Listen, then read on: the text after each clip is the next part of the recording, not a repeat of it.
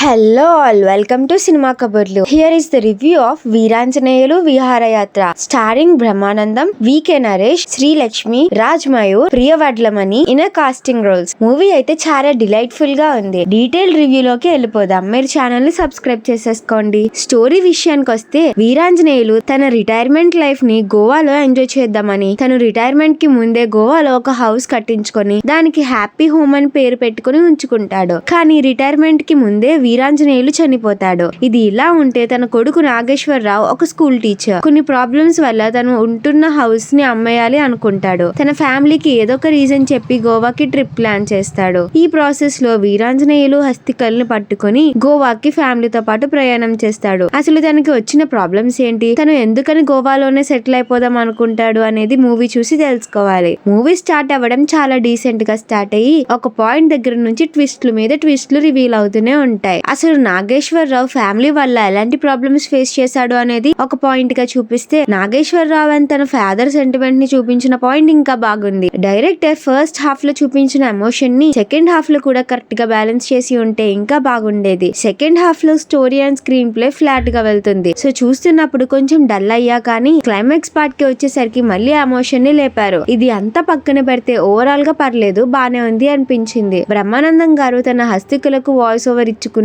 And తన voice లో magic గురించి ఏమని చెప్తాం మాస్టర్. ఆయన స్క్రీన్ ప్రెజెన్సే కాదు, వాయిస్ కూడా మ్యాజికల్ గా ఉంటది. అందుకేనేమో మూవీ నాకు టిపికల్ గా నచ్చింది. యాక్టర్స్ అందరూ బాగానే యాక్ట్ చేశారు అండ్ కామెడీ కూడా ఎంతో కొంత బాగానే వర్కౌట్ అయింది. It's good. Coming to the director, ఇందాక చెప్పినట్టే కేవలం ఆ సెకండ్ హాఫ్ లో అక్కడక్కడ narration and screen play part తప్పించి మిగిలిన మూవీ మొత్తం ఒక ఫీల్ గుడ్ టైప్ లో డిజైన్ చేశారు. ఇలాంటి చిన్న సినిమాలను కూడా ఎంకరేజ్ చేస్తేనే కదండి మన టాలీవుడ్ ఇండస్ట్రీ బాగుపడుతుంది. ఇప్పుడు వస్తున్న పెద్ద సినిమాల కన్నా ఈ చిన్న సినిమాలే ఓటీటీలో బాగా ఎంటర్టైన్ చేస్తున్నాయి. మరి మీరు కూడా ఈ మూవీ చూడాలి అనుకుంటే సరదాగా కాసేపు ఎంటర్టైన్ అవ్వడానికి ఒక లుక్ వేసేయండి.